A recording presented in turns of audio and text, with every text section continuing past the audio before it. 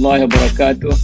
Waalaikumsalam. Alhamdulillah rabbil alamin wassalatu wassalamu ala asyrafil anbiya'i wal mursalin wa ala alihi wa sahbihi ajma'in. Amma ba'd. Pada hari ini kita ada perbincangan kita mengenai ekonomi sumber manusia, dan kita ada satu orang tetamu kita, iaitu Tan Sri Anwar Ali, seorang yang terkenal sebagai seorang pakar ekonomi, sama ada dalam bidang akademik maupun dalam bidang praktikal, amali dan sebagainya. Jadi kita mengharapkan kita mendapat banyak nasihat daripada beliau. Di samping beliau ialah panel tetap kita dua orang, Profesor Wan Ta, Wan Mokhtar, dan Profesor Naziri, dan Tuan Zakaria akan menjadi saya punya partner, seorang pencelah yang kita mengharapkan boleh menghidupkan lagi perbincangan kita pada petang ini. Jadi saya akan mulakan perbincangan ini dengan meminta daripada Tan Sri Anwar bagi sedikitlah basic ilmu kepada para penonton awam, terutama sekali yang layman macam saya ni, yang tidak ada asas akademik tentang ekonomi, dan yang mengenai maknanya sejauh mana sampai kita bincang tentang sumber manusia ni terhadap perkembangan ekonomi, sepenting mana. Masa muda-muda dulu saya belajar sikit-sikit, orang kata tanpa unsur tenaga dan kerja maka segala pendapatan itu dianggap riba pada waktu itu.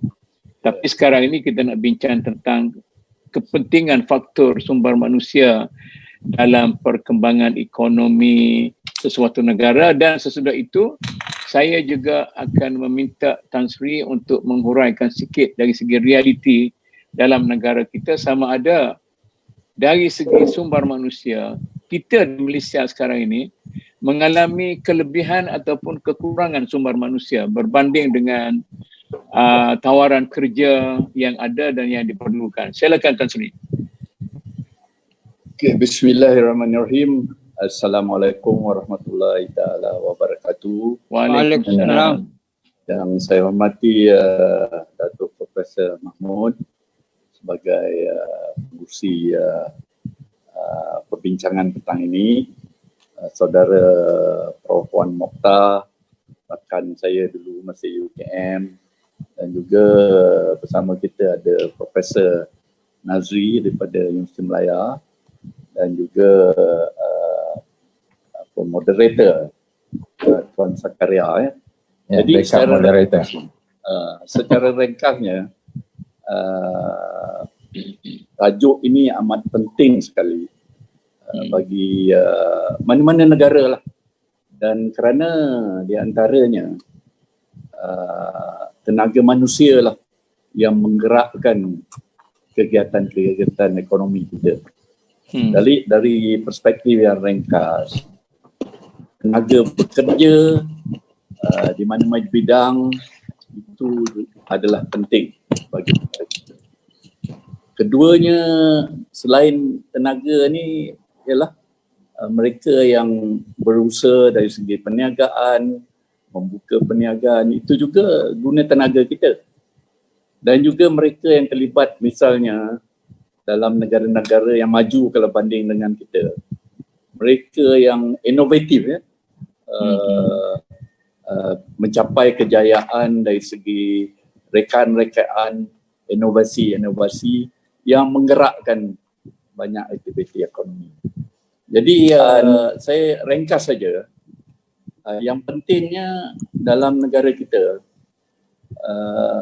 kalau kita lihat dari segi perancangan, semua rancangan-rancangan semenjak merdeka dulu, memang teras pembangunan kita ialah dari segi pembangunan sumber manusia, dan ini bermakna sistem pendidikan kita mesti teratur, terbaik, supaya yang kita keluarkan dari sistem ini adalah mereka yang boleh meningkatkan lagi kegiatan ekonomi.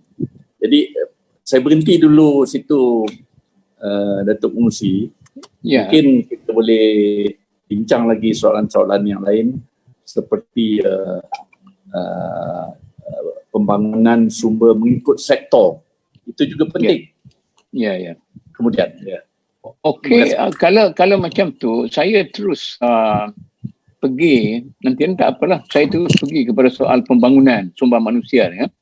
Ya. Jadi dalam negara kita ini, kita dapati ramai para pendatang yang datang ke sini untuk melakukan kerja-kerja yang katanya tidak cukup tenaga kerja. Jadi apa yang kita perlu tahu sebagai asas sekarang ini ialah sama ada kita sedang mengalami kekurangan tenaga kerja atau tapi di samping itu ramai juga orang-orang kita yang duk jadi mak rempit, yang jadi apa semua sekali tak ada kerja, pilih kerja dan sebagainya. Jadi mungkinlah Tan Sri bagi sikit gambaran untuk memudahkan kami bincang. Kekurangan atau pada pandangan saya lah ya, kekurangan atau kelebihan sumber di sesuatu negara ini, dia adalah perkara yang secara relatif lah. Maksudnya, jika negara kita ada tahap pengangguran, orang yang tidak dapat kerja, tidak ada peluang untuk bekerja tinggi, maka berlebihan lah maksudnya. Tetapi itu maksudnya. Maknanya jika guna tenaga itu penuh digunakan, walaupun dia ada, kalau dari segi ekonomi, dia ada ruang. Sementara ada hanya 2% ke 3% tenaga pekerja yang belum kerja. Ya, itu maksudnya. Tetapi guna tenaga penuh ni bermakna potensi setiap rakyat, setiap orang kita punya rakyat yang boleh bekerja digunakan dalam pelbagai bidang. Jadi di sini Datuk Pengerusi dan juga rakan-rakan panel, kalau kita lihat pengangguran di antara golongan muda kita tinggi sebenarnya. Kalau kita ambil antara 18 tahun hingga 30, maknanya lepas sekolah dan lepas tu mencari kerja, golongan ini merupakan golongan yang tinggi yang tidak bekerja. Dan lebih-lebih lagi sekarang, lepas bulan April ini, ada perangkaan daripada statistik mengatakan bahawa sekarang rakyat kita yang tidak kerja 778,000, dekat 780,000 ya, yang tidak kerja, dan ini meningkat dibandingkan dengan tahun lepas. Tahun lepas 5,023 yang saya ada data di sini lah. Jadi di sini pada saya lah kekurangan ataupun kelebihan sumber itu sebab aktiviti ekonomi dalam pelbagai bidang ya tidak dapat menampung lebih ini. Dan nanti kita cerita pasal pekerja asing. Saya tengok ada soalan tentang pekerja asing. Tapi apa yang berlaku Datuk, pada saya lah, struktur guna tenaga di negara kita, kita lihat dia kemahiran masih lagi rendah. Sebab kita punya sistem pendidikan belum dapat mencapai kehendak ekonomi yang mewujudkan pekerjaan yang lebih tinggi dia punya kemahiran ya. Jadi di sini kita tengok struktur guna tenaga, kemahiran tidak tinggi, kemahiran rendah. Keduanya, sebahagian besar daripada aktiviti ekonomi kita masih lagi berbentuk kecilan, mikro. Maknanya peniaga-peniaga kita yang macam menjaga makanan, itu kecilan. Kadang-kadang hari keluarga aja kerja. Jadi sebahagian besar daripada guna tenaga kita mengarah ke itu. dan tidak aktiviti-aktiviti yang seperti dapat di negara-negara yang lebih maju lah. Itu yang saya lihat lah.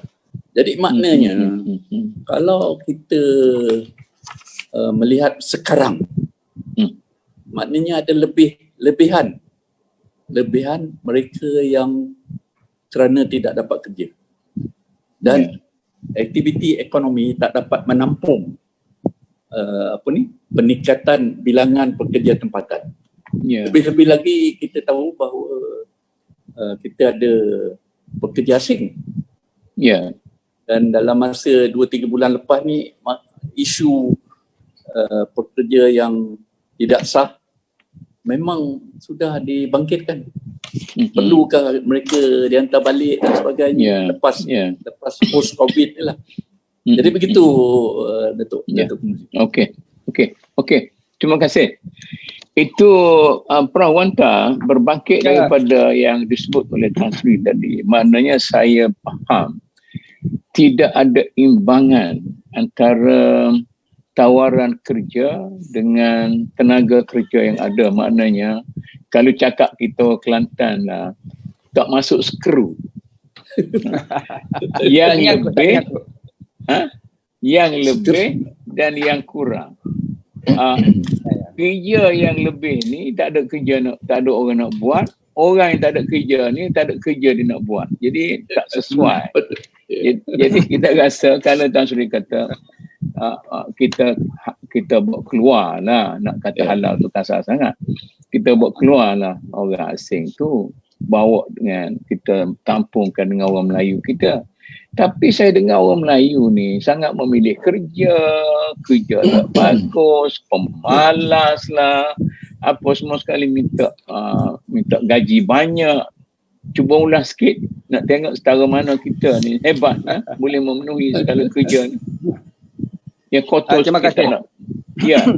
Baik. Assalamualaikum warahmatullahi wabarakatuh kepada teman-teman panel dan istimewa kepada yang mendengar dan yang akan mendengar. InsyaAllah saya memikir secara mendalam dan meluas tajuk yang diberi, iaitu ekonomi sumber manusia sebagai asas pembaharuan ekonomi Islam di Malaysia. Tajuk sebegini saya ingin pergi kepada asas yang paling dalam pemantauan dan pemahaman saya. Yang paling dalam dan paling asas ialah manusia itu sendiri. Dan saya tulis di sini, boleh baca ya? Itu apa tu? Saya buat poster kena share lah, tapi tak payah. Okeylah, okey. Saya baca ya. Bacalah. Yang paling dasarnya ialah manusia sebagai makhluk terpilih untuk kepentingan dia. Ini paling dasar. Dia mesti sedar dia tu makhluk terpilih. Dia lain daripada haiwan, lain daripada kok, lain daripada kumen, COVID, lain-lain. Dia manusia adalah makhluk terpilih dan dia kena sedar benda ini dan dia kena jaga hunian dia. Dia kena berikhtiar jaga keseimbangan ekosistem selestari berdasarkan bakat dan kudrat yang dia dikurniakan. Kalau manusia pada dasarnya faham sebegini, maka di peringkat yang lebih tinggi lagi, kita angkat dia manusia yang boleh kita didik, boleh kita latih. Barulah masuk untuk unsur pendidikan dan pelatihan dan kebudayaan supaya dia lagi sedar tanggungjawab dia kepada diri dia, kepada keluarga dia dan kepada masyarakatnya. Ini penting aras kefahaman ini untuk kita menjana satu pembaharuan, satu tajdid ekonomi umat Islam Melayu Malaysia. Gitu ya. Aras yang tinggi lagi. Aras yang ketiga, menyentuh hal manusia itu sebagai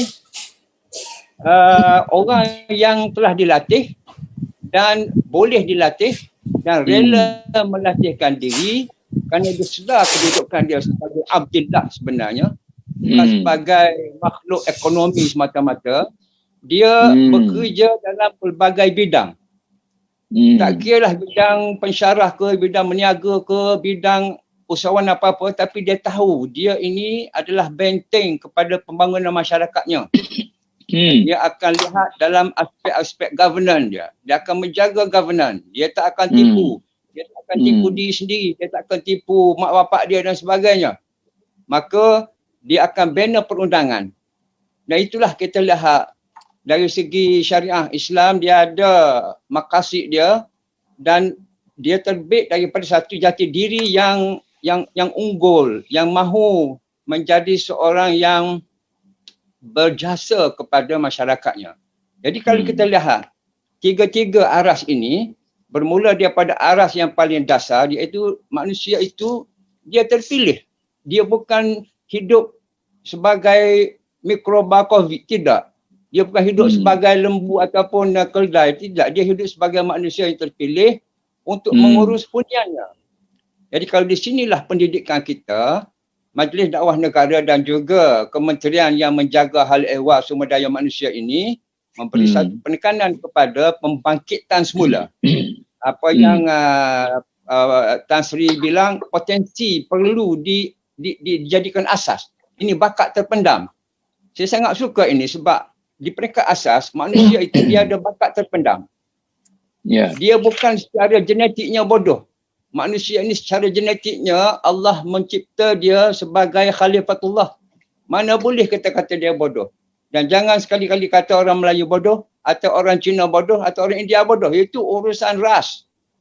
Kita adalah manusia, makhluk yang terbaik ciptaannya. Masya Allah. Jadi kalau kita bermula daripada sini, senang kita didik dia. Masuk sistem pondok pun boleh, sistem pondok perdana pun boleh yang Datuk Muk buat tu, sistem universiti pun, dan mana-mana sistem. Ada sekarang orang post COVID, dia belajar melalui WhatsApp, melalui Zoom. Apakah itu kaedah? Itu kaedah. Tapi yang pentingnya, unit dasar dalam urusan ekonomi sumber manusia sebagai asas pembaharuan, mesti ialah pembangunan manusia itu sendiri sedar bahawasanya dia adalah makhluk terpilih. Beza daripada makhluk kuman, beza daripada makhluk haiwan dan tumbuhan dan segala macam makhluk. Jadi pilih dan segala macam makhluk itu adalah memberi dia suatu perkhidmatan. Malah COVID ini saya nak kata dalam ilmu hukuman yang saya mula di UM, COVID ini adalah makhluk yang Allah jadikan untuk memberi perkhidmatan pada kita. Apa dia perkhidmatan itu? Nanti saya huraikan. Malah kuman HIV pun memberi perkhidmatan pada kita. Kuman yang salmonella pun memberi perkhidmatan pada kita. Justru mana-mana kuman, dia adalah makhluk yang Allah jadikan untuk memberi perkhidmatan pada kita. Sebab kita ni adalah khalifatullah. Sekian dulu. Terima kasih. Okey. Prof Nazri, Tan Sri kata penyediaan tenaga manusia dalam negara kita tidak cukup efisien. Sebab itu tidak memenuhi keperluan negara. Prof Puan Mukhtar kata kita tak boleh nak prejudis terhadap kedudukan orang Melayu. Secara genetiknya bukanlah bodoh. Sebab dia makhluk itu istimewa. Sebab itu Tuhan hantar manusia kemari, tak hantar malaikat yang tak buat kerja macam membangunkan negara dan sebagainya.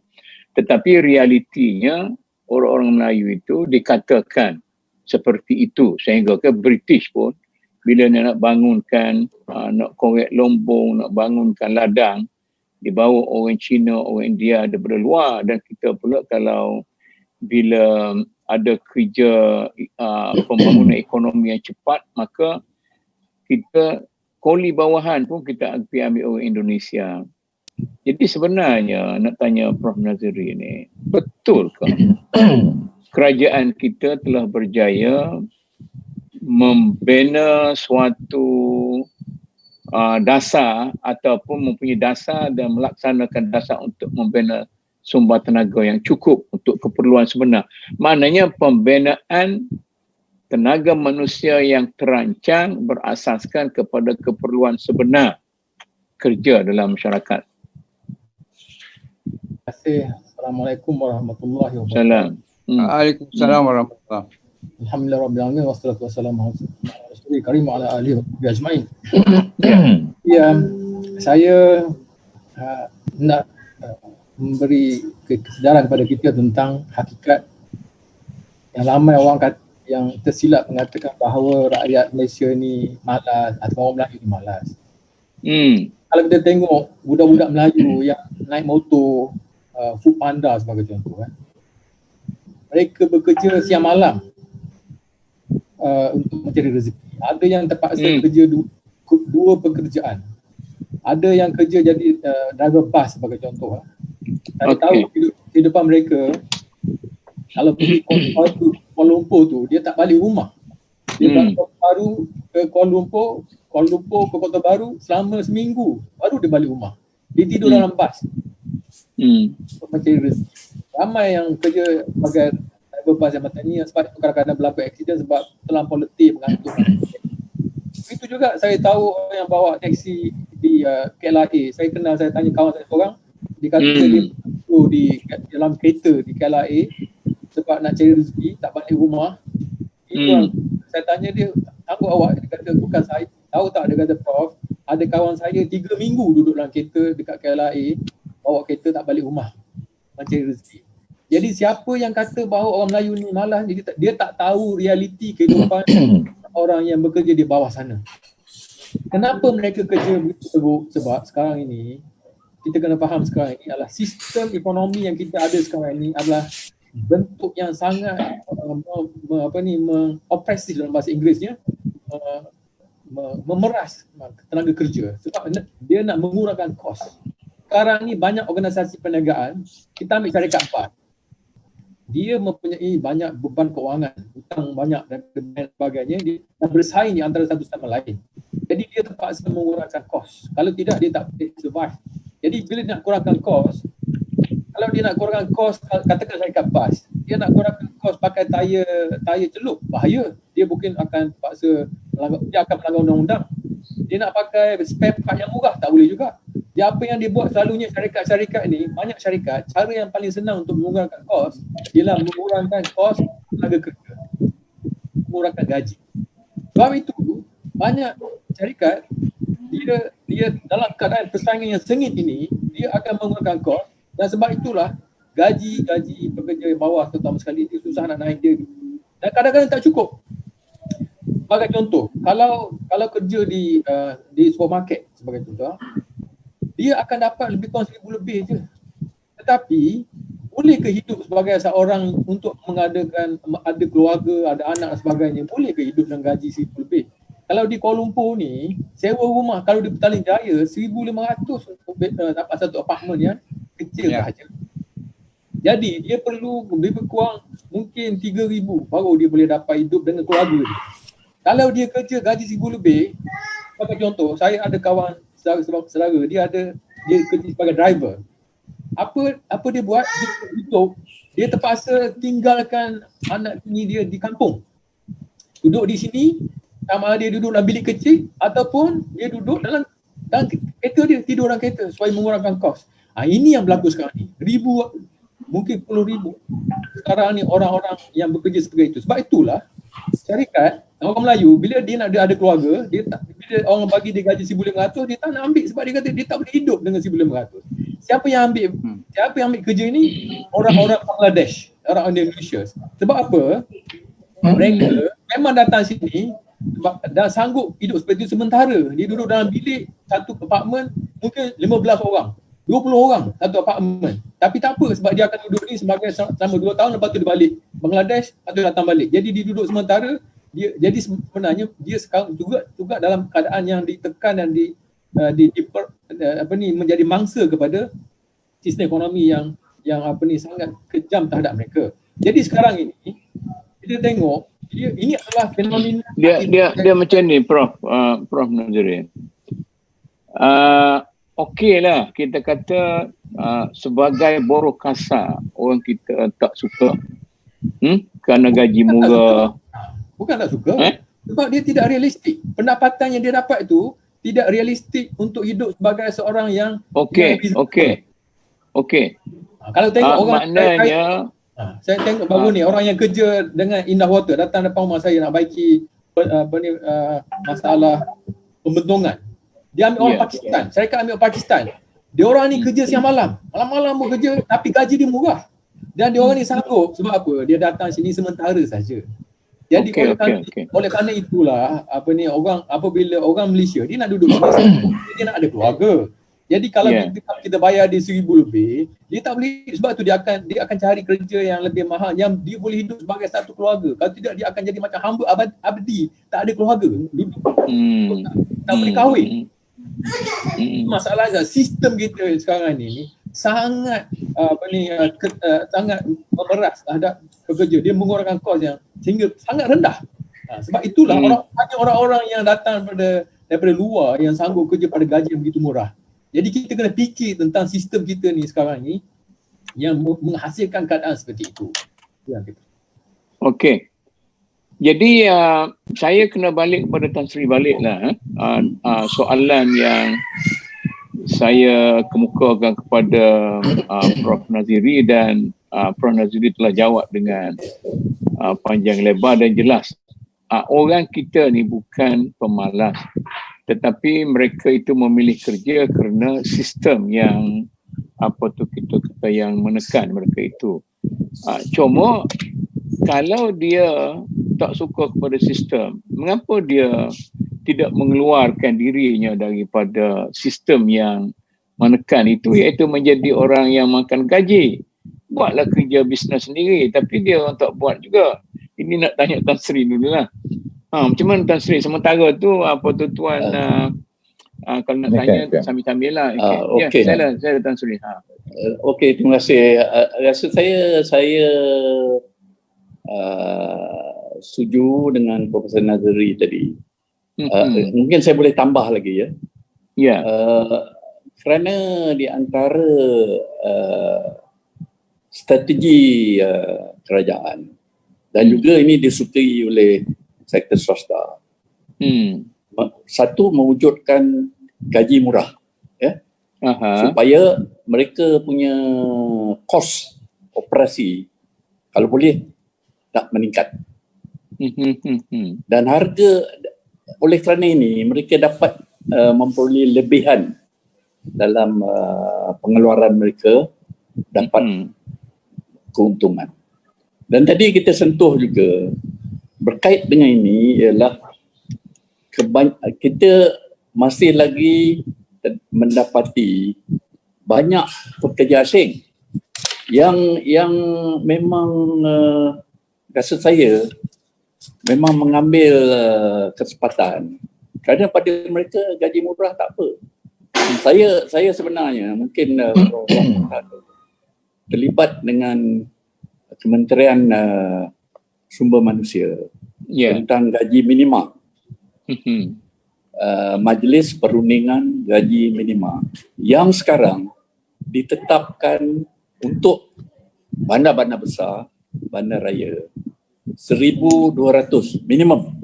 Ini peringkat di bawah ni, pekerja yang tidak ada kemahiran, pekerja yang bayar harian dan sebagainya. 1,200. Luar daripada bandar raya seperti itu, gajinya 1,100. Tetapi kita melihat banyak kajian yang telah dibuat, termasuk kajian dari Bank Negara Malaysia, bahawa seperti Prof Naziri kata tadilah, keperluan di bandar sendiri melebihi daripada gaji minimum tadi, 1,200. Jadi bayangkanlah ya, kalau kita ada anak, keluarga 4 orang, 5 orang, saya fikir 1,200 tak cukup. Jadi masalahnya pada saya lah ada dua. Satu, kita memang seolah-olah berkendakkan pekerja asing ni ada di sini supaya gaji murah ni dapat diteruskan ya. Dan keduanya, saya fikir berkaitan rapat dengan perancangan sumber manusia. Sebab kita lihat perancangan ni sebenarnya banyak potensi yang boleh kita segerakan, terutamanya kalangan muda kita. Tadi saya ada cakap kadar pengangguran di kalangan pemuda kita tinggi. 17%, 16% daripada keseluruhan. Dan pada masa ini, kalau kita tak salah lah, gambaran yang kita dapat ialah ada lebih kurang 6 juta pekerja asing.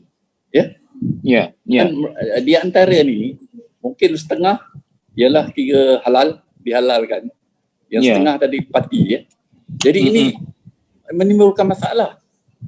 Tetapi kita kalau baca secara mendalam, ada kepentingan yang mengimport tenaga buruh daripada Indonesia, daripada Bangladesh, daripada Myanmar dan sebagainya. Kemudian kita juga polis pun sudah cakap ada yang bawa masuk ni yang tak halal ni, yang parti ni melalui jalan tikus. Jadi kita perhatikan sistem kita mengapa boleh bolos macam tu Mengapa? Dan kalau kita lihat ada mengatakan bahawa pekerja Melayu, budak-budak Melayu ni tak nak kerja sektor peladangan, sektor yang ialah susah kerjaannya, kerja siang malam. Sebab itu tenaga import senang. Dia dikerah saja. Dia tak ada EPF dan sebagainya. Jadi pada saya, perancangan sumber manusia ni mesti bermula daripada peringkat bawah. Daripada sekolah, masuk universiti, yang dapat masuk universiti. Ketiganya, pembelajaran sepanjang hayat. Sebab itu sekarang baru timbul pekerja yang kena buang ni macam mana? Mereka tak ada peluang kerja sebab tak ada kemahiran lain. Jadi tenaga muda kita yang tidak mempunyai kemahiran, tidak melalui kursus program TVET di antaranya, memang susah nak cari kerja, Tuan Muzi. Jadi saya lihat perancangan itu penting. Dan kalau kita tengok daripada data-data yang diperolehi, orang kita dalam bidang-bidang profesional belum tinggi lagi. Melainkan beberapa sektor lah. Kedokteran ada ramai, doktor gigi ramai, guru-guru ramai. Tetapi banyak area-area yang misalnya sektor kewangan, perakangan dan sebagainya masih lagi orang kita masih kurang. Tetapi apa yang saya lihat, kalau kita rancang betul-betul dan kemahiran yang diperlukan oleh tenaga muda kita dapat disalurkan kepada mereka dengan baik, maka saya potensi pemuda kita, orang kita akan dapat digunakan untuk negara ini. Betul. Tapi sementara tu Dr. Sri, masalah TVET ni saja kan. Okeylah, besok kita sentuh besoklah tentang hala tuju pendidikan tinggi. Jadi masalahnya bila Tan Sri sebut TVET, masalahnya kerajaan sudah menawarkan satu peluang yang besar. Jadi kita berkempen di kampung nak minta supaya budak-budak ni, yang sekarang ni saya duk bincang zaman bermula dengan zaman Datuk Idris lah, Datuk Idris untuk nak masukkan budak-budak pondok, budak-budak tahfiz ni untuk belajar, dia masuk dari TVET semacam ni. Budak-budak ni tak nak, dia nak belajar benda-benda yang macam tu, nak jadi tok lebay. Rasa saya Datuk Fungsi, rasa saya kita punya budaya belajar, kita punya cara menggalakkan anak-anak muda mengambil program yang sesuai seperti TVET tidak disediakan di peringkat awal lagi. Kalau saya baru baca Profesor Noraini punya penulisan, Profesor Noraini dari pendidikan. Dulu UMM saya fikir UPSI sekarang dah saya pun tidak dah. Okey, kontrak dia pun sama dah. Mengikut beliau, hanya 19% daripada pelajar-pelajar kita yang membuat matematik atau sains. Jadi ini bermaksud dia dah tak ada minat program-program seperti TVET sebab dia kata asas dia tak kuat. Dan kalau ini maksudnya, maka budak pelajar orang muda kita memang TVET ni jadi masalah. Ya. Dia tak nak masuk. Kalau nak masuk universiti. Universiti of course bila keputusan dia baik kan. Dan masuk universiti lagi satu, mungkin besok kita boleh bincang juga Datuk Universiti. Ya. Hanya lebih kurang 36% lepasan sekolah masuk universiti. Yang hampir 2/3 tu ke mana perginya? Itu rasa saya keras. Pendidikan tu belum mencapai tahap yang kita perlukan. Jadi sekarang kalau kita dengar, saya pun kadang-kadang heran lah. Banyak pemimpin kita dan juga ahli ekonomi pun. Malaysia mesti serap ini IR 4.0 ni. Industrial Revolution 4. Tapi pada saya, mana orangnya? Seronoklah cerita ada IT, Internet of Things dan sebagainya. Saya pun tak faham. Tapi asasnya pada saya lah, kalau kita lihat di sekolah, budaya kerja kuat, budaya menembak ilmu tu mesti ada. Kemudian daripada sekolah masuk ke tempat-tempat lain lah salurannya. Okey. Yang ni saya nak bangkitkan dengan Prof Wanta ni. Prof Wanta ni orang sains ni. Sains, saya tak tahulah Prof Wanta ni. Katanya orang kita tidak macam orang Cina. Kita diberi ilmu tentang matematik, diberi ilmu tentang sains. Orang-orang Cina diajar menghayati. Ini cerita kita sama sezaman ni duduk di England. Ini dia orang Brunei kat mana dia? Dia apa tu? London. Kat London. London.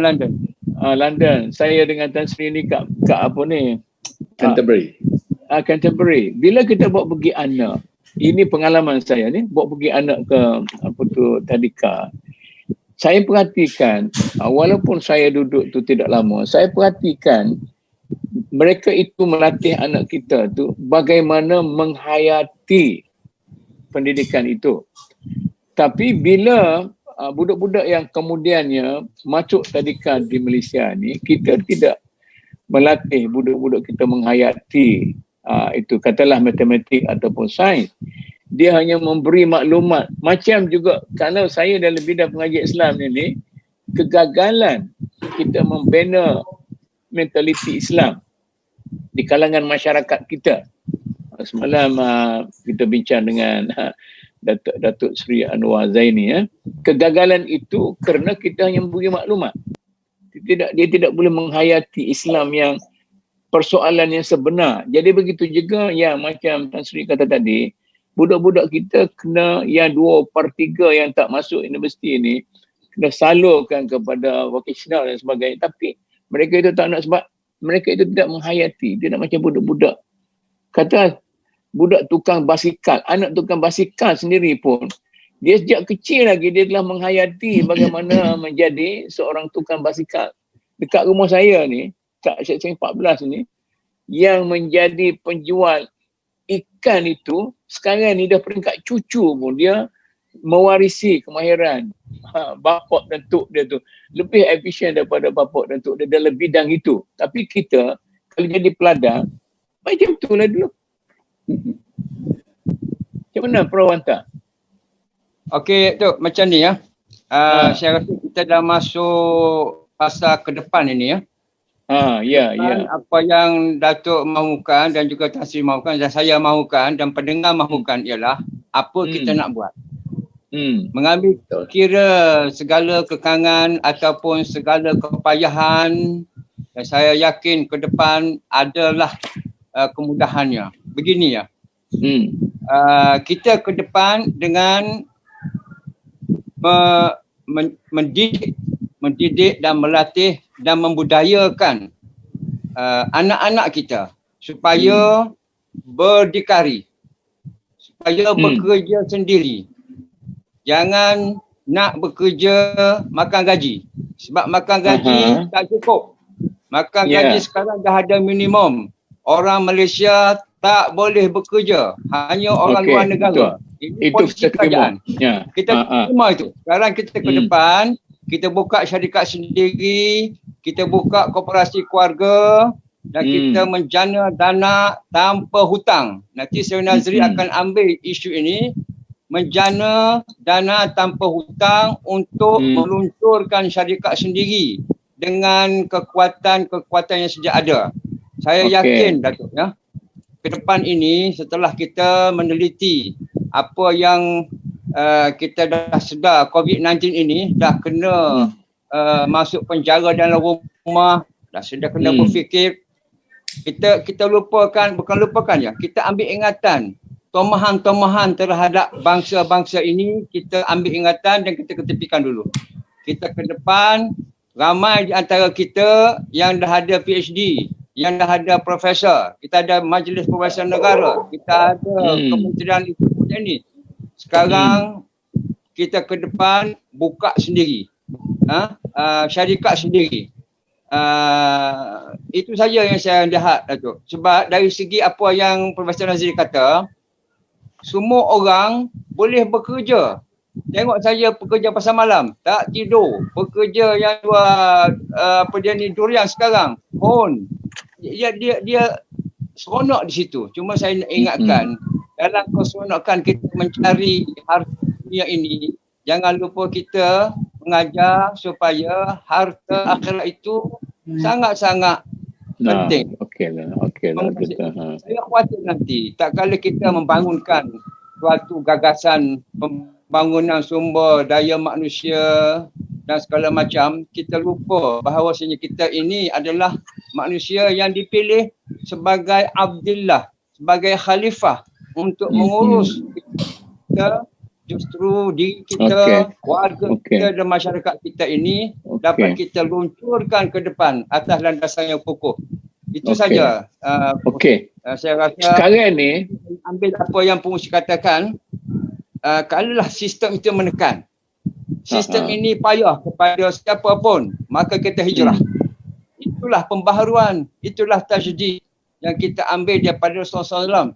Berhijrah pada Mekah 13 tahun pergi ke Madinah, di situ pun kena berhempas pulas untuk membuka pasaran sendiri, membuka sistem keuangan sendiri.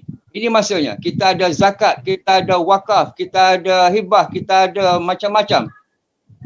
Jangan fikir kerajaan boleh tanggung kita. Kita kena fikir yang kita tanggung kita. Dalam COVID ni kita jaga kita. Masya Allah. Terima kasih. Assalamualaikum. Baguslah tu ideanya. Dia macam ni lah. Sebelum saya pergi kepada Prof Naziri, okeylah. Saya yang ada stigma Melayu ni malas ni sebenarnya. Saya menganggap macam tu. Balik ke rumah, balik ke kampung.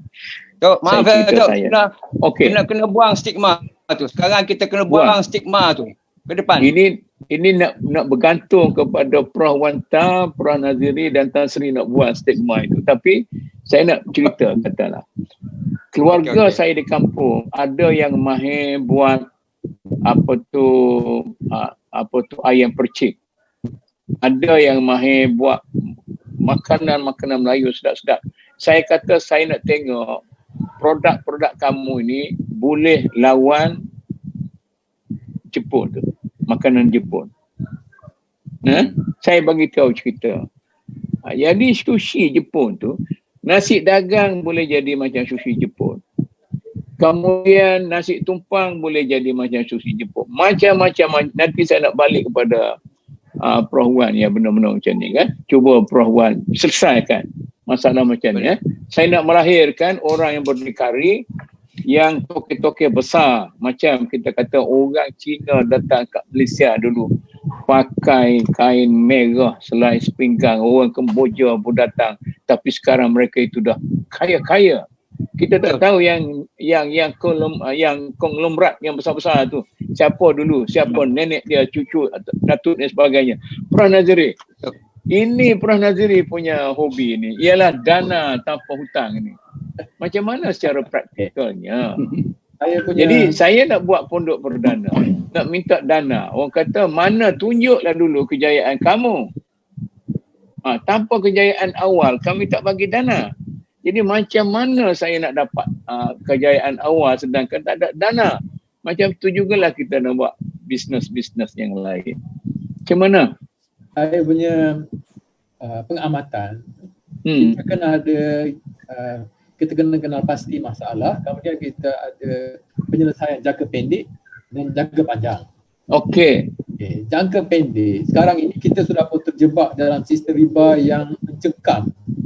Yang ini dipanggil dalam bahasa Inggerisnya, dipanggil kena ada, kita buruh kena menunjukkan ada value add, tambah nilai. Okey. Kalau dia masuk mana-mana organisasi, dia kena tambah nilai, barulah orang ambil. Okey.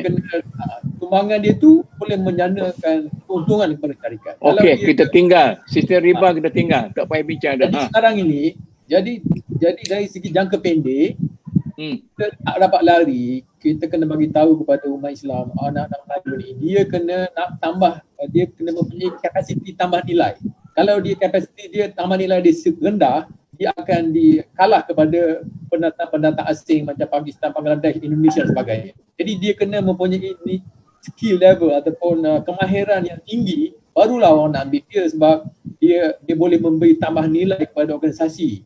Jadi sebab itu kita jalan jangka pendek, anak-anak muda kita, dia kena sedar bahawa dia kena mempunyai skill level yang tinggi untuk mendapat kerja. Itu sebenarnya itu jangka pendek je. Sebab jangka panjang, apa yang berlaku, sistem yang riba ni dia akan cari juga cara-cara untuk mengurangkan kos. Sebagai contoh, pencarah.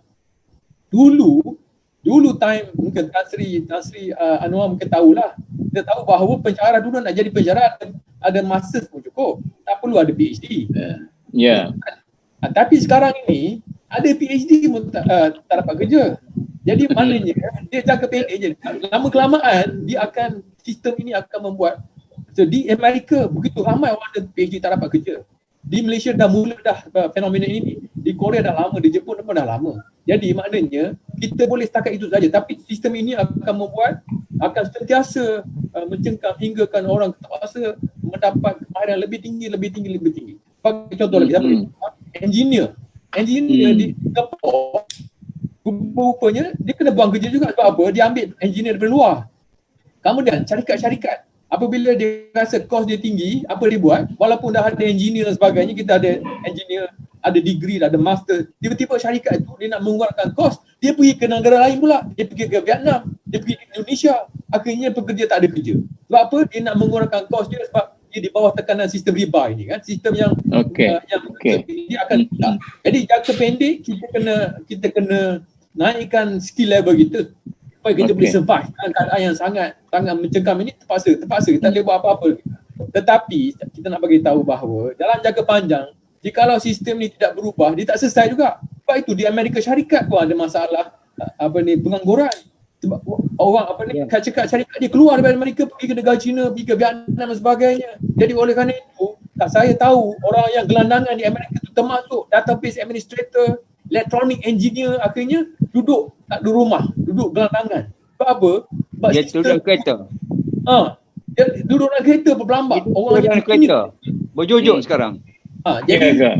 Jadi kena sedar bahawa selagi sistem ini secara makronya tidak diubah, dia tidak ada penyelesaian. Dia akan sentiasa menyusahkan masyarakat. Kita kena fikir tentang makro dan juga jangka panjang itu ramai orang tak sedar. Dia nak fikir jangka pendek je. Tak selesai masalah ni. Saya bagi contoh lagi kan, kita pernah kata kepada anak muda kita, awak ni tak pandai cakap orang putih, sebab itulah susah dapat kerja. Saya kata, kalau cakap orang putih ni boleh dapat kerja, maknanya tak adalah masalah pengangguran di negara England dan Amerika Syarikat, sebab semua orang sana cakap orang putih. Betul. Tetapi di sana pun ramai orang tak ada kerja. Sebab apa? Tinggi logik dia. Yang penting dia kena tambah nilai. Maknanya syarikat nanti dulu Prof Naziri. Soalnya seolah-olah Kalau selagi kerajaan tidak bergerak ke arah yang kita katakan tu, ubah sistem ekonomi kita daripada kapitalisme yang teruk kepada sistem yang agak mild sikit misalnya. Jadi bagi poin yang betul-betul tajam, apa kalau kita pergi jumpa Menteri Tenaga Manusia ke ataupun Menteri Ekonomi ke Pembangunan ke, apa yang kita nak kata sebenarnya? Kita tak boleh arahkan kepada saya habiskan lepas tu mungkin Tan Sri boleh habiskan. Okey. Kita bagi pergi ke Tan Sri. Saya kata tak apa. Saya dah terima Tan Sri. Idea dia orang ni kena lari daripada tekanan orang tengah dan orang tokyo besar. Saya yes. Kena lari daripada dana-dana yang menekan riba. Kita kena lari pada tanpa riba. Jadi macam mana bila lari tu, nak buat rumah baru tu, Tan Sri kena bagi tahulah dan macam mana nak buat. Okey. Prof Nazari tadi belum habis lagi? Dah habis? Dah. Habis dah. Okey. Saya perhatikan dalam, kalau kita tengoklah rancangan, saya sebagai ahli ekonomi macam Prof Nazari kan, kita tengok perancangan 5 tahun kita tiap tahun dah ada 11 Okay. rancangan 5 tahun Malaysia. Sekarang nak buat rancangan Malaysia ke-12. Tapi fokusnya ialah pertumbuhan sektor. Sektor ini berapa? Sektor itu berapa? Sektor misalnya pertanian, perlombongan, industri dan sebagainya. Jadi pada saya, kalau kita tengok betul-betul, perancangan mesti pro rakyat, pro tenaga manusia. Maksudnya ada beberapa lapisan lah di situ. Dari segi jangka panjang ataupun pertengahan pun, di antaranya pendidikan ya. Dan keduanya, perumahan, masalah perumahan. Ketiganya, masalah kesihatan. Sekarang makin menonjol. Dulu kita tak kisah kan, sebab tak sakit. Sekarang tengok. Lepas itu kesihatan macam mana, ya. Dan keempatnya pada saya, kalau kita tengok ialah apa kata, perkhidmatan awam, utility kita, air, ya, elektrik, jalan raya, majlis tempatan. Jadi ini pada saya kita kemaskan. Tetapi yang penting pada saya sekali, di antara kita lah rasa saya, ahli-ahli panel sudah tentu setuju, ialah pendidikan. Dan secara ringkas, pendidikan di peringkat, tadi saya kata ada 3 peringkat. Sekolah, post sekolah, iaitu universiti ataupun pendidikan tinggi, dan pembelajaran sepanjang hayat. Ya. Ini semua kita perhatikan supaya membantu mereka yang patut dibantu. Maknanya, mengapa misalnya sekolah-sekolah di luar bandar tidak mendapat guru-guru yang baik dan sebagainya. Itu satu soalan lah. Tapi di sekolah juga, selain daripada nilai-nilai murni melalui apa-apa agama lah, lebih lagi sendiri kan, nilai-nilai menimba ilmu tu, nilai-nilai menimba ilmu tu tidak diberi di peringkat awal lagi. Seperti kita kata tadilah, baca, tapi nilai-nilai positif tidak dimasukkan dan menimba ilmu. Sebab itu lagi satu kita perhatikan Datuk Musi, rakan-rakan, kalau kita pergi combo di industri yang baik, IPTS lagi lah, IPTA, mengapa pelajar-pelajar kita tak pernah CGPA tak ramai lah, 3 above tak ramai. Mengapa? Jadi maknanya dari segi menghayati ilmu, kita terkongkong.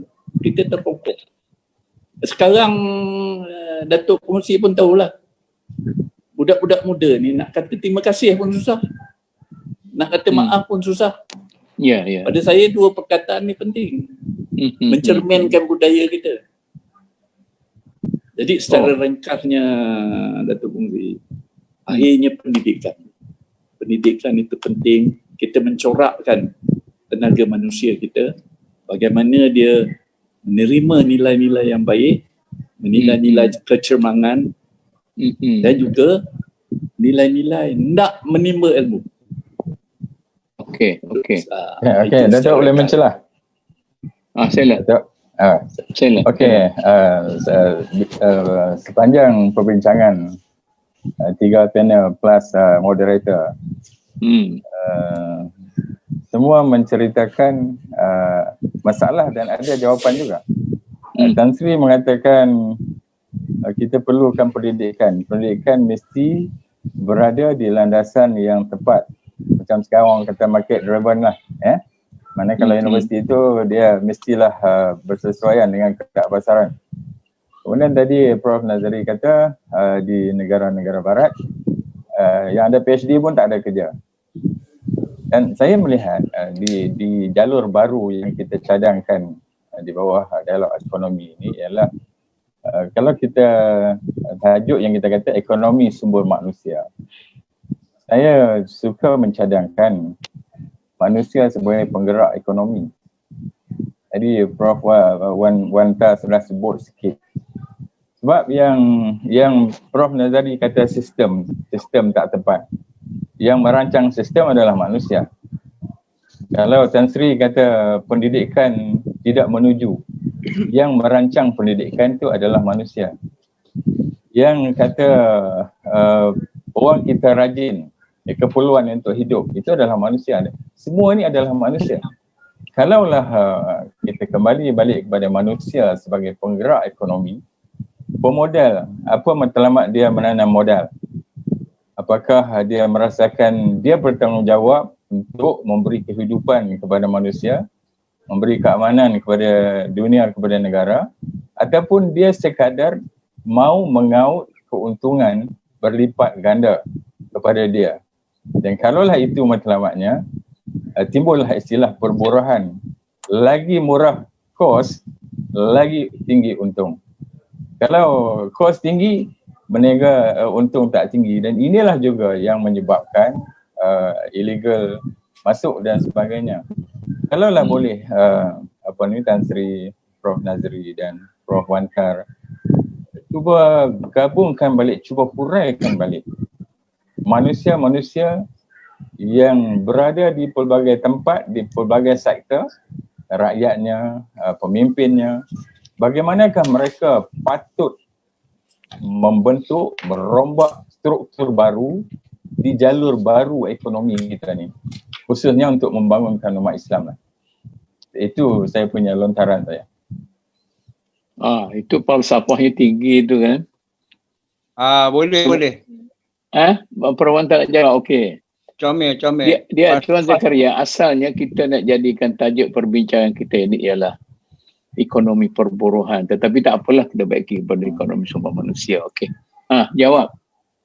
Ya, saya sebenarnya tidak mahu menjawab. Saya hanya nak berkongsi persetujuan saya bahawasanya aras perbincangan kita ini berada atas landasan yang kita semua setuju. Pertama, kita setuju dianya, kedua kita dah setuju ianya pendidikan, ketiga kita setuju bahawasanya sistem yang menekan perlu kita tepikan dan bangunkan sistem yang tidak menekan. Apakah sistem yang tidak menekan? Sistem yang tidak menekan adalah sistem yang jelas dan nyata di depan, iaitu cara Rasulullah sallallahu alaihi wasallam bangunkan Madinah.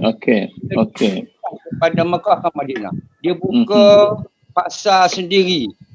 Dia buka sistem ekonomi. Makanya kita dah sedar bahawasanya sistem menekan ini menjadi suatu lumrah dan suatu perkara yang melalaikan anak-anak muda dan tua dan sebagainya. Inilah masanya kita buka. Baik, saya nak cadangkan program mentor-mentee. Syarikat-syarikat yang kita boleh kenal pasti yang berjaya. Ambillah 10 ke mentee, sama-sama bangunkan mereka. Koperasi saya Unicap akan membuatkan program ini di peringkat Koperasi Karya Masjid pun kita akan buat.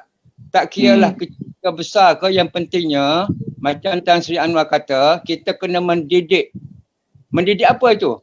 Mendidik bukan pemikiran, mendidik hatinya supaya hati itu bersih dan tidak dikotori dengan racun-racun berbisa yang bahawasanya kita hidup dunia ni selama-lamanya. Tidak. Besok lusa tolak tebing mungkin mati. Apakah kita nak menyesal pada masa itu kerana kita salah mendidik? InsyaAllah tidak. Saya yakin bahawasanya kalau kita secara realistiknya membuka kepada semua yang mendengar ini, saya minta semua yang mendengar ini maju ke depan. Tulis nama mereka, IC dan sebagainya, handphone, beritahu saya nak berdikari. Saya akan cari jalan bagaimana koperasi boleh menggerakkan, angkasa boleh menggerakkan. Saya Timbalan Pengurusi Angkasa Selangor. Saya boleh gerakkan semua angkasa, jawatan kuasa angkasa seluruh negeri, Kelantan, Terengganu, negeri semuanya. Kami bersatu padu di sini dan kami rasakan ini masanya kita maju ke depan membina ekosistem yang cukup jelas dan nyata. Masuknya orang dakwah ke, orang tak dakwah ke, semuanya ini adalah untuk membangunkan masyarakat kita berdasarkan kefahaman dasar tadi bahawasanya kita ini manusia. Kita bukan haiwan ataupun makhluk kuman ataupun pokok. Kita manusia yang sedar akhir-akhirnya yang kita tak tahu bila, kita tak tahu di mana, tak tahu bagaimana. Besok mungkin hari tiba. Tak mahu kita menyesal lagi. Nah, ke depan kita cadangkan program matematik ini diangkat martabatnya di MDN sebagai satu program yang menjalinkan kekuatan MDN dengan kekuatan koperasi. Kita ada ribuan koperasi seluruh Malaysia. Kita ada kementerian yang namanya pun koperasi, angkasa adalah efek koperasi. Ya? InsyaAllah, saya ajukan kepada semua yang mendengar ini, bagi nama pada saya, siapa yang nak berdikari, siapa yang dah buka syarikat, nak besarkan syarikat, siapa yang nak menuju ke depan di luar Malaysia, kita ada rangkaian kita. InsyaAllah. InsyaAllah. Terima kasih. Okey. Beginilah, kita tidak akan hanyut dengan kita punya forum demi forum. Kita ada matlamat kita. Siri forum kita ini perlu berakhir dengan penubuhan pusat pembangunan ekonomi dalam grup MDN Dewan Ekonomi itu. Ini saya cuba gerakkan sebab sebelum ini dia duduk ramai mati, dia kelahi dalam ekonomi, dia kelahi bab politik. Parti itu, parti ni. Sekarang ni kita gerak, kita cari orang yang berpotensial untuk mewujudkan, katakanlah kalau kita nak buat universiti pun boleh, ada pusat pembangunan ekonomi, ada pusat pembangunan pendidikan, pusat pembangunan macam-macam lagi tengoklah. Takkanlah kita nak cakap banyak-banyak daripada itu. Cumanya dari segi ekonomi dengan budak-budak yang 35% yang Tan Sri kata tadi yang hilang daripada universiti itu, saya dah dengan dua menteri dah. Satu menteri Datuk Seri Idris Yusof, yang kedua menteri Dr. Mazli Malik. Cuma yang menteri sekarang ini saya lambat jumpa lagi. Saya nak bagi peluang kepada orang yang kaki bodek dulu pergi jumpa dia, dia sibuk kaki bodek dulu. Biar habis geng-geng bodek tu, barulah saya nak pergi dengan kita punya program. Backing ya, backing betul lah. Dia sebenarnya kejatuhan bangsa kita dalam negara kita ni ialah kerana pok-pok bodek ni lah. Mereka inilah yang merosakkan apa semua sekali perjuangan kita. Tapi tak apalah, kita selalu pun macam itulah. Kita kenal satu-satu manusia-manusia yang merosakkan perancangan kerajaan kerana mereka itu telah menjadikan orang-orang yang menebuk kapal.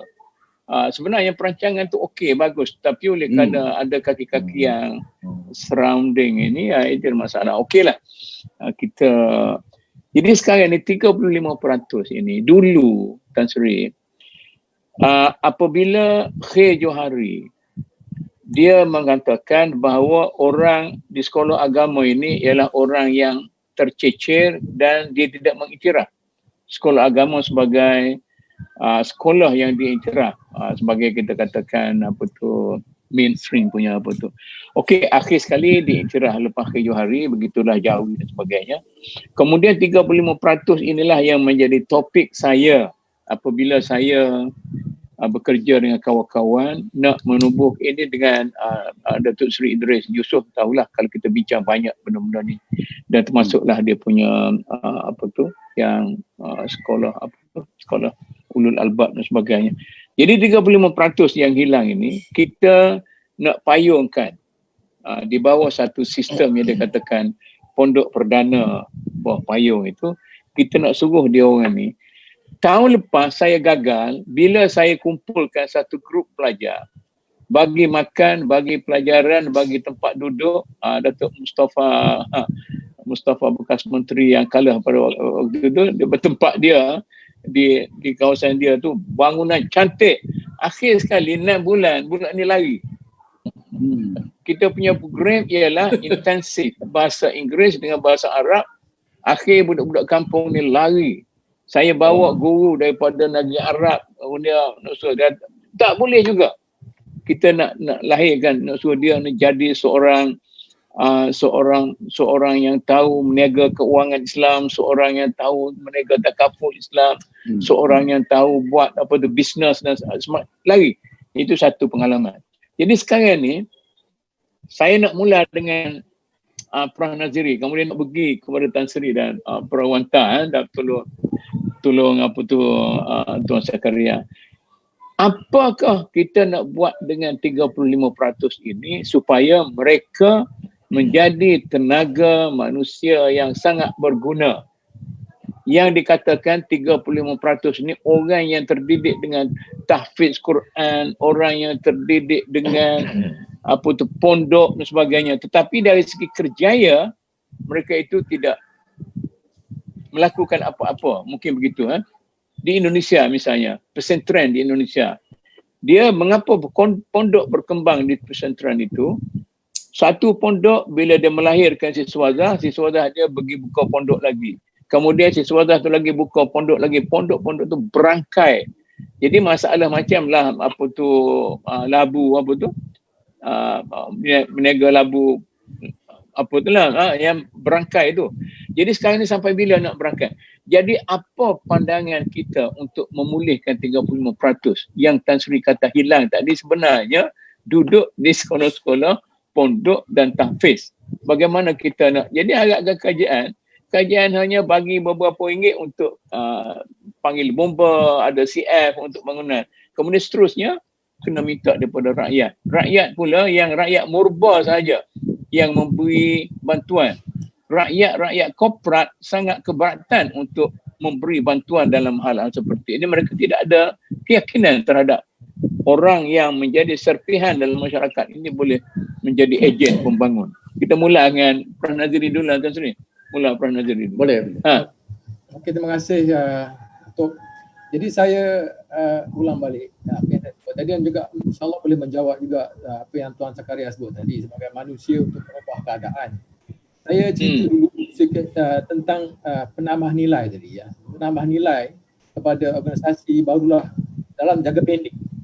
Contoh, anak saya pernah menjadi penduga orang nak pergi kerja.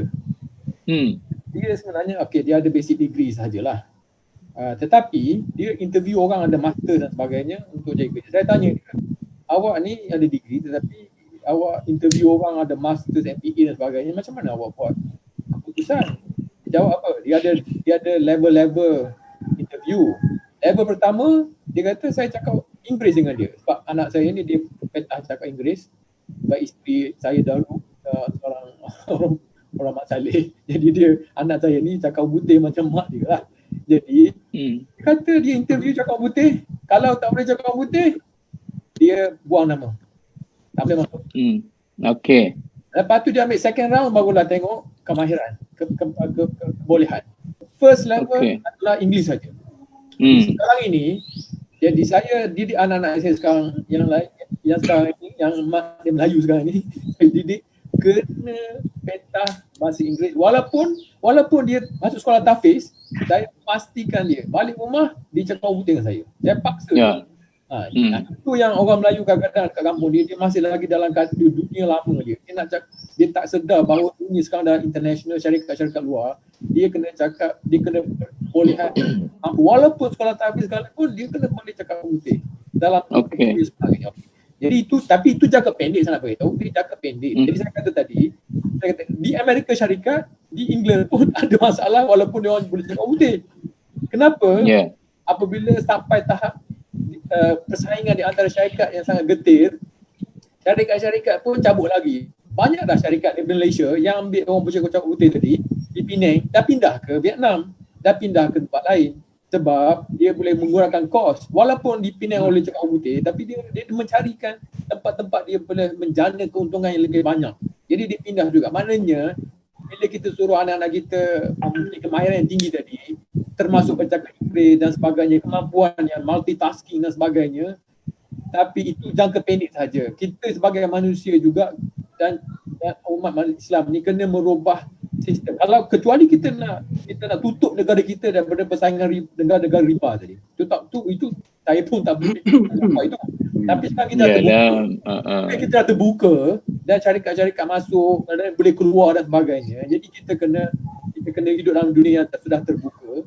Jadi sekarang ini kita tahu bahawa sistem riba dunia ni sekarang telah menekan semua orang dan memperhambakan manusia di seluruh dunia. Jadi manusia ini kena disedarkan tentang keperluan untuk merubah sistem ni supaya tidak terus menekan manusia. Ini yang kita kena ubah. Jadi yang saya nampak ialah hanya satu saja pandangan hidup yang boleh menentang sistem riba, itu pandangan hidup Islam.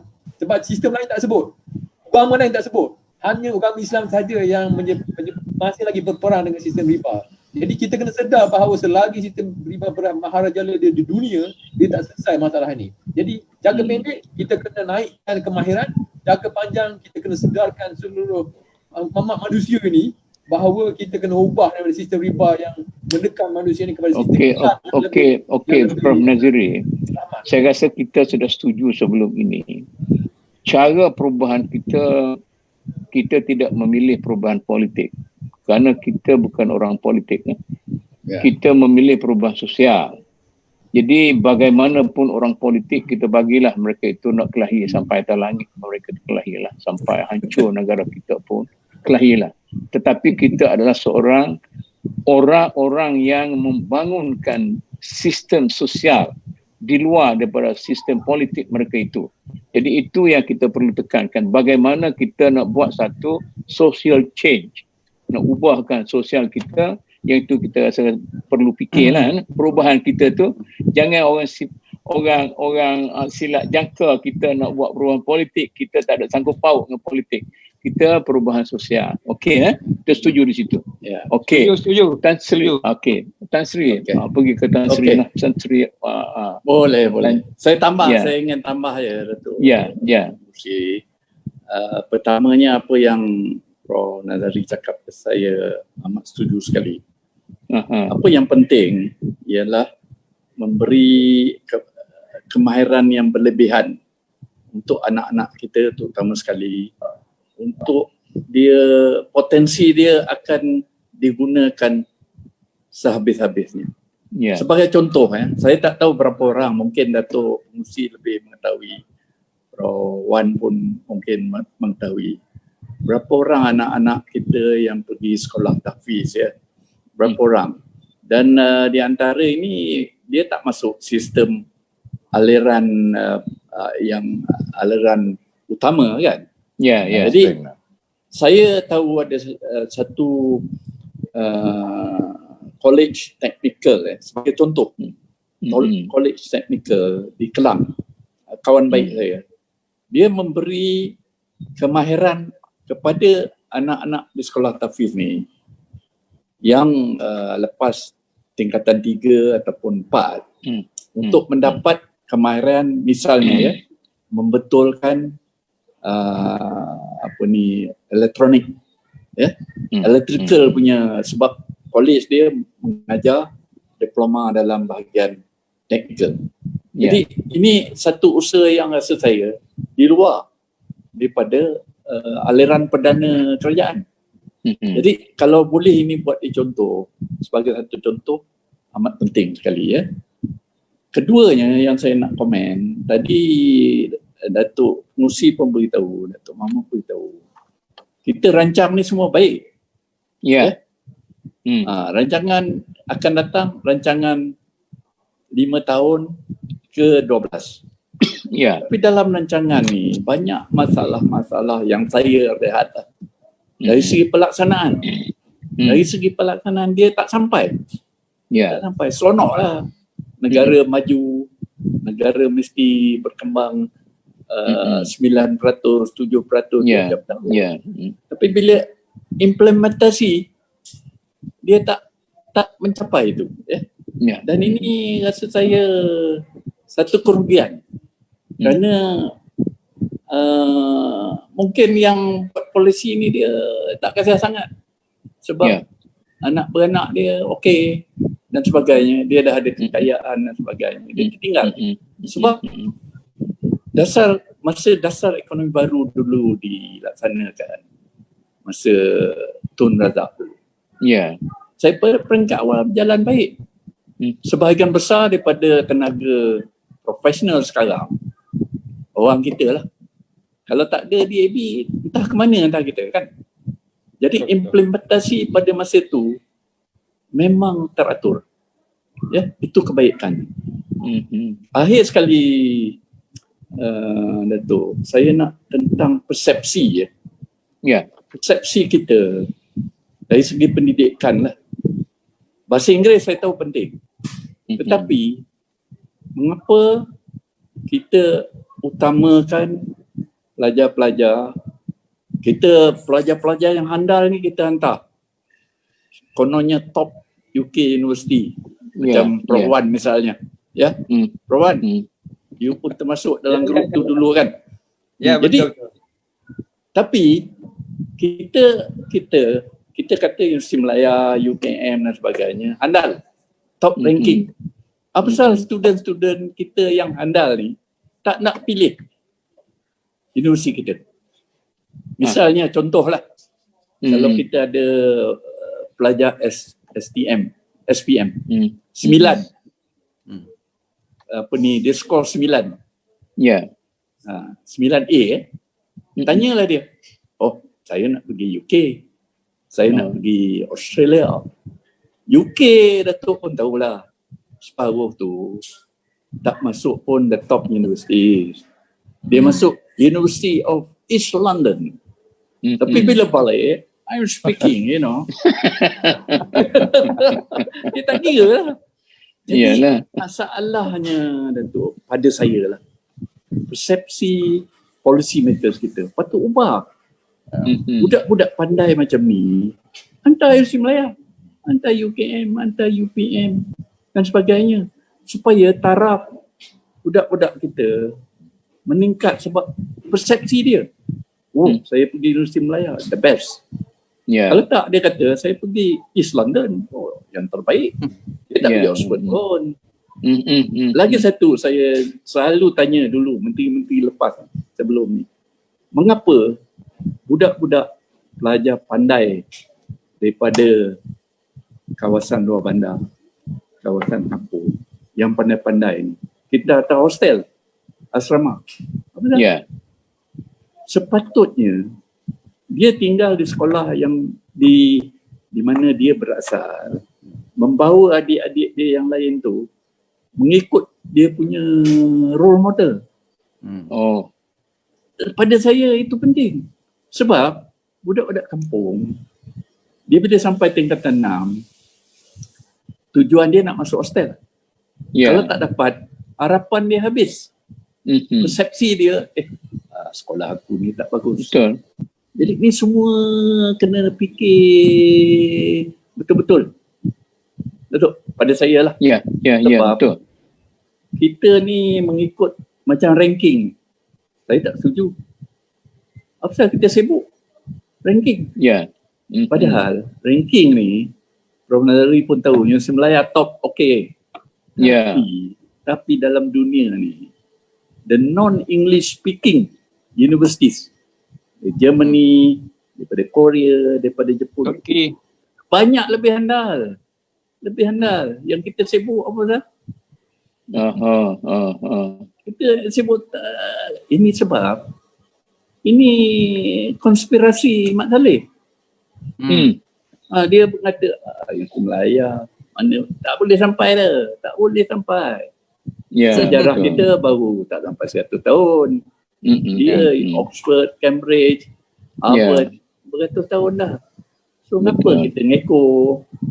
Lepas tu Betul. sekarang saya perhatikan Prof Wan, Ya. even UKM kita punya objektif kebangsaan dah tertinggal. Sebab kita sibuk ranking. Mana orang nak menulis dalam bahasa Melayu?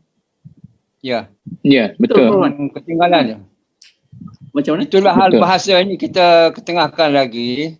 Maaf, Tan, silakan habiskan ceritanya. Tak apalah. Bincanglah, okeylah. Kita bincang. Kalau pada saya lah, rengkang kalau pada saya, jangan kisah pasal ranking ni. Tak boleh lah kita kata tu. Sebab banyak isu-isu yang melibatkan mengapa kita tak boleh naik sampai ke atas. Sebab Harvard, Cambridge, Oxford dan sebagainya. Dia pada persepsi dia, mana boleh negara membangun boleh challenge kita. Itu je pangkal dia. Itu je pangkal dia. Yang kita tergeh-geh ni nombor bila turun nombor orang diam je. Bila naik masuk tak khabar. Bising ukuran indikator tu Datuk Pengerusi tidak mencerminkan keperluan negara. Betul.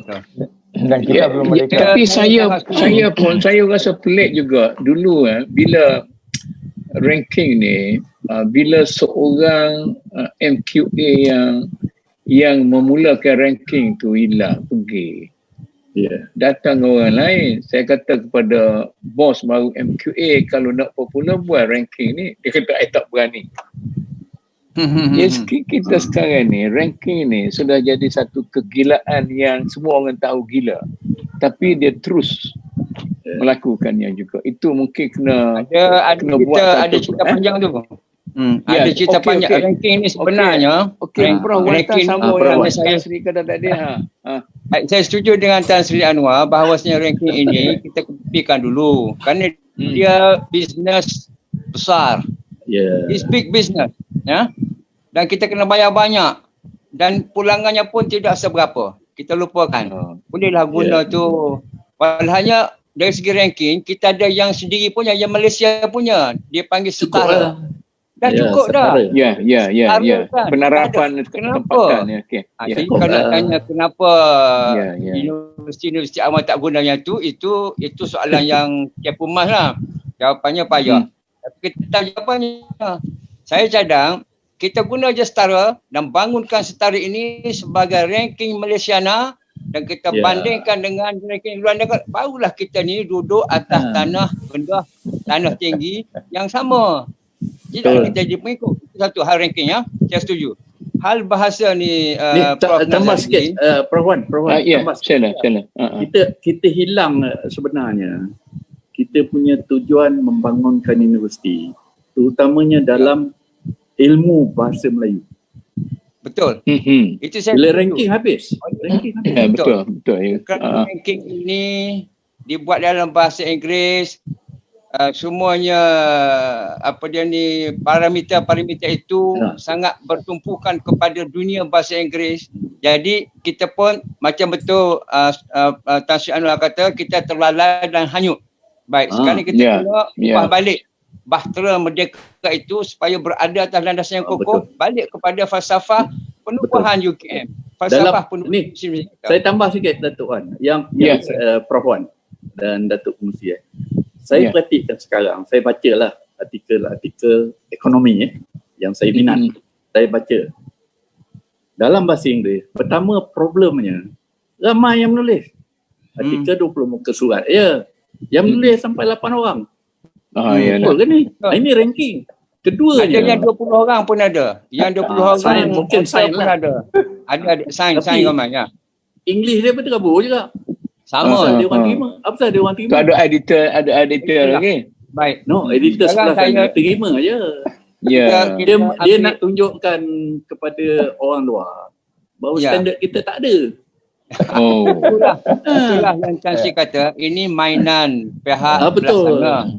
It's Dan a game. kita daripada pemikiran yang masih terjajah, kita akan sentiasa menjajah sampai ke kubur lah. Betul. Sekarang kita dah sedar, Okey. biarlah Okey. mereka yang memimpin universiti ini pun sedar. Baik kita kata. Saya nak beralih kepada apa yang Okey. saudara Nazir kata. Dia pastikan anak dia belajar Inggeris. Saya setuju kita kena belajar Inggeris. Itu okey, Tapi itu bahasa okey. Melayu tak boleh kita tinggal. Bahasa Ya. Arab kalau dah tinggal. Ini penting ya. Bahasa Melayu, bahasa perpaduan, bahasa yang sudah pun menjana ilmu yang banyak. Jangan kita lupakan. Jangan kita menganak-didikan bahasa Melayu. Saya sangat sensitif kerana saya ni nak ketengahkan diri saya sebagai pejuang bahasa lah kononnya kan. Saya mengkaji. Tadi Datuk Muk sebut Khir Johari. Lagilah panas saya sebab dia kata sekolah agama tak bagus. Padahalnya huruf yang menjadi huruf bahasa Al-Quran pun dia tukar jadi huruf Romi. Inilah yang kita kena kembalikan kepada huruf kita. Huruf kita bukan ABC. Huruf kita adalah alif, ba, ta. Nanti Prof Wan, kita lumatkan soal ranking dulu tu. Saya nak bagi komen sikit lah. Ranking dah lumat. Saya faham ranking duduk adalah mainan besar. Bisnes besar. Saya mula-mula tahu orang ranking ni dia memang kecil. Dia datang ke UKM. Dia minta kita tolong dia. Kita bawa ke tempat 2-3 tempat untuk dia menghebahkan sistem dia. Dia sebenarnya tak tahu daripada awal. Kita yang ada semuanya. Kita ada rangkaian kita kenal profesor situ, kita kenal profesor ni. Kita yang buka jalan untuk dia. Sekarang dia jadi bisnes besar. Dan sekarang apa yang Prof. Dr. Tan Sri Anwar kata, dia semacam mewarnai juga perkembangan pendidikan kita. Sehingga kan kita terlalai dan hanyut. Kita lumak dia tu. Okey, faham. Kita harap Rustia kita akan buat satu artikel mengenai InsyaAllah. Datuk Mok, bolehkah? Ya, bolehkah boleh. saya mencelah sikit apa yang Prof Wan sebut tadi? Bolehkah kalau kita katakan kita ni buruh yang menjayakan rating yang dibuat oleh kumpulan itu? Memang buruh yang dibayar gaji rendah saja untuk meletakkan dia kita orang. bayar untuk masuk ranking, bukannya free tu. Kita bayar betul, tapi yang Prof Wan bawa pergi perkenalkan dia orang tu, maknanya kita adalah buruh yang bekerja untuk dia orang. Kakas. Tak apa lah tu lah. Rendah sangat status keldai lah, keldai. Keldai tu. Cuba saya nak balik kepada 35% orang yang hilang. Apabila saya nak tubuh pondok, ini cerita ni jadi masa itu melalui Perdana Menteri kata pastikan bahawa budak-budak Perdana Menteri mana ni? Perdana Menteri Razak. Perdana Menteri apa tu? Najib. Najib pada waktu tu lah. saya tak ada minat sangat. Lantaklah saya pun nak jadi Perdana Menteri pun tak apa, dia punya pasal. Najib masa tu ada dia kata pastikan bahawa semua pelajar tu ada SPM. Itu pentingnya. Jadi maknanya dihilang, yang macam saya kata hilang. Jadi sekarang ni orang yang sudah dikatakan oleh Khir Johari sebagai tidak dalam mainstream punya pendidikan, macam mana kita nak gunakan mereka itu sebagai tenaga kerja yang bermanfaat di samping ilmu yang mereka itu nak. Zaman dulu tukang emas ini puak-puak sekolah agama, tukang perak, tukang tembaga, tukang batik, semua mereka itu dia campur. Jadi bila kita nak suruh belajar tentang TVET, dengan tak nak. Jadi sekarang ni pula lepas COVID ni, sekolah-sekolah ni telah berhadapan dengan satu masalah, tidak ada pembiayaan yang cukup walaupun untuk makan. Itu macam mana kita boleh membantu, dan di samping membantu itu kita cuba mendapat keuntungan daripada itu untuk idea kita nak melahirkan tenaga kerja yang sesuai untuk masyarakat kita. Ya. Rasa saya Datuk Kongsi, kita kena sekolah-sekolah macam tu. Kita kena tengok akhirnya kita nak menjadikan anak-anak murid tu sebagai apa. Ya. Kalau semua nak pergi dakwah je, rasa saya banyak sangat. Jadi dia mesti ada kemahiran. Seperti saya kata tadi ya. Kurang-kurangnya menjadi guru yang bagus, yang baik. Jadi dia kena belajar pedagogi lah dan sebagainya selepas SPM. Jadi selepas SPM, di mana kita nak letak dia orang? Ya. Jadi pada saya kurikulum, silibus dia orang tu kena tengok betul. Jadi kaitan dengan sebagai contoh saya bagi tadi, pelajar-pelajar tahfiz diberi kemahiran dalam bidang-bidang yang dia minat. Macam elektronik ke, membetulkan radio dan sebagainya. Itu peringkat bawah lah. Itu peringkat Tibet. Betul. Jadi dulu saya masa saya jumpa Datuk Timbalan Menteri Kedah member Parlimen Datuk Mahfuz. Saya beritahu dia masa makan, sebab dia datang lancarkan program di college kawan saya tadi, tahfiz dengan kemahiran teknikal.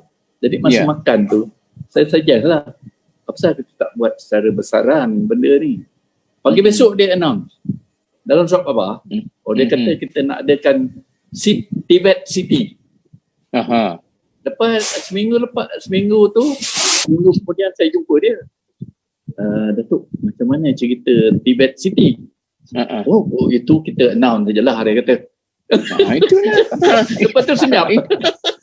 Itulah kerja orang politiknya. Itu sahaja. Tak dibawa, tak dimajukan ke depan. Itu sahaja. Dia sudah dapat political mileage cukup. Okey, sekarang kita ke depan tu, yang 35% yang gagal tu, kita kena pasti daripada 35% tu berapa orang tu? Berapa orang jumlahnya dari segi angka dia? Tiap-tiap tahun. Dia tak ada.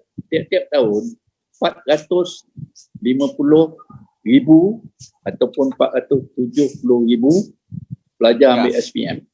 Jadi bayangkanlah 1/3 tu. 100,000 lebih. Maknanya kita kena buat satu usaha. Ramai. Kita kena buat, kita ni saya sebut MDN lah. Jangan sebut hal parti politik ataupun mana-mana. MDN, maaf yang ditemu, MDN kena bina satu program pusat pembangunan ekonomi itu. Kita pilih daripada yang gagal ini. Yang gagal ini katakan beberapa peratus, 2-3% dulu. Dan kita pastikan mereka ini betul-betul kita didik. Sebab yang ramai yang lain itu, dia pun membesar. Dia nak tengok program ini bagus ke tak bagus. Dia wait and see, tunggu dan lihat. Ini perangai manusia, bukan perangai orang Melayu yang minta maaf. Dia bukan perangai orang Melayu. Bukan. Dia memang perangai manusia. Dia tunggu dan lihat. Dia memang perangai manusia. Dia lalai dalam masa dan waktu dia. Wal asri, demi masa yang sedang berlalu. Mereka manusia ni semua lalai. Masya Allah. Dia bukan hal bangsa, bukan hal ras. Dia hal manusia yang lalai dengan janji-janji manis makhluk-makhluk lain. Baik, kita ke depan. MDN buka satu program mentor-mentee. Kita panggil beberapa orang yang kita interview cantik-cantik. Inilah bakal komando yang akan mengenengahkan suatu gagasan keusahawanan. Dia mesti buat syarikat sendiri. Ini saya rasa perlu kepada satu usaha, kita duduk dan berbincang dan kita buat analisis bagaimana nak ke depan. Saya yakin tu dengan keadaan sekarang dan dengan kita faham sejarah kita, kepetualangan kita yang dalam sejarah itu, ke depan ini saya yakin MDN boleh bawa ke depan. Dan saya boleh gerakkan beberapa koperasi untuk tampil ke hadapan, membuka ruang pasaran untuk pasaran barang-barang yang dibuat. Contohnya, Unicap saja, koperasi saya, anggotanya jumlah 4,500. Okey. Nak jual apa pun akan habisnya. Jadi sekarang kita cari mereka yang nak buat kerja, yang nak berdikari, yang ingin duit jangan risau. Kita boleh bagi. Ada dana daripada wakaf, dana daripada zakat dan sebagainya. Ini kita kena himpunkan kerangkanya. Ke depan saya ingin pastikan, saya ingin habis cerita hari ini, orang yang mendengar ini rasa nak datang jumpa kita dan angkat tangan. Saya nak berdikari, saya nak bekerja. Macam mana? Kita boleh bagi dia. Ini programnya. Nak ikut tak mau ikut. Dia nak ikut, kita bimbing dia. Taufik dan hidayah ini Allah bagi pada manusia yang dia pilih. Kita ni bawa sajalah. Terima kasih, insyaAllah. Okey. Prof Naziri, ada ulasan? Tak ada? Tak ada. Dah off. Okey. Tapi begini Datuk, kalau saya boleh tambah Datuk Musi. Tadi kita cerita pasal pelajar-pelajar yang tercicir. Itu satu grup lah, saya dah faham lah ada cara penyelesaian. Jadi tercicir maknanya mereka yang tidak dapat wang untuk dapat kemahiran dan sebagainya. Mereka yang dapat kurang daripada 3 kredit dalam resmian. Jadi kita boleh dapat data tu. Data tu. Boleh. Okey.